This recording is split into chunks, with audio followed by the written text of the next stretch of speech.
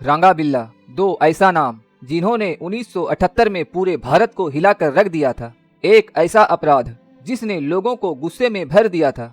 एक ऐसी घटना जिसके बाद पूरा देश सिर्फ एक ही सजा चाहती थी, फांसी।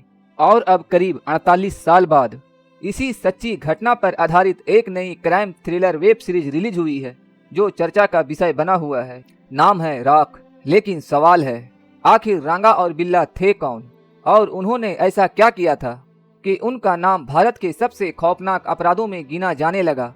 कहानी शुरू होती है 26 अगस्त 1978 से। दिल्ली की एक साधारण सी शाम।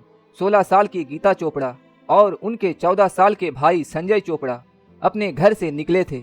उन्हें ऑल इंडिया रेडियो के एक कार्यक्रम में हिस्सा लेना था। दोनों को नहीं पता था कि ये उनकी जिंदगी का आखिरी सफर होने वाला है। रास्ते में उन्होंने एक कार से लिफ्ट ली, लेकिन कार में बैठे लोग मददगार नहीं बल्कि शिकारी थे। वे थे रांगा और बिल्ला। शुरुआत में उनका इरादा अपराध और फिरौती वसूलने का था, लेकिन कुछ ही घंटों में ये योजना एक भयानक अपराध में बदल गई।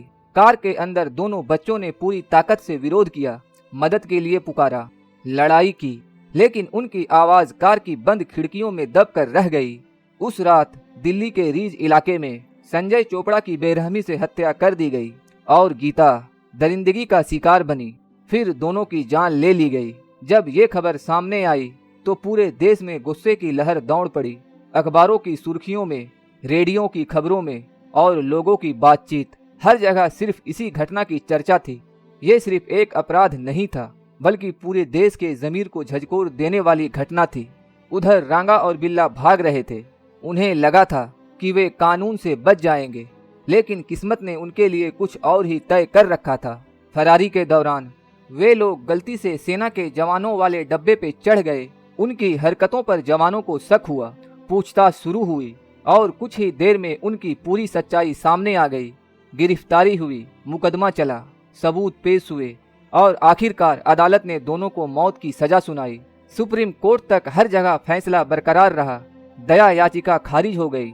फिर आया 31 जनवरी 1982 का वो सवेरा। तिहाड़ जेल के अंदर दो फांसी के फंदे तैयार थे। कुछ ही पलों बाद लीवर खींचा गया और रांगा और बिल्ला की कहानी हमेशा के लिए खत्म हो गई। लेकिन गीता और संजय चोपड़ा की दर्दनाक कहानी आज भी भारत के सबसे चरित्र अपराधों में गिनी जाती है। और यही वजह है कि दशकों बाद भी रांगा और बिल्ला का नाम सुनते ही लोगों की रूह कांप उठती है। आप इस वेब सीरीज को देखना पसंद करेंगे? कमेंट में जरूर बताएं।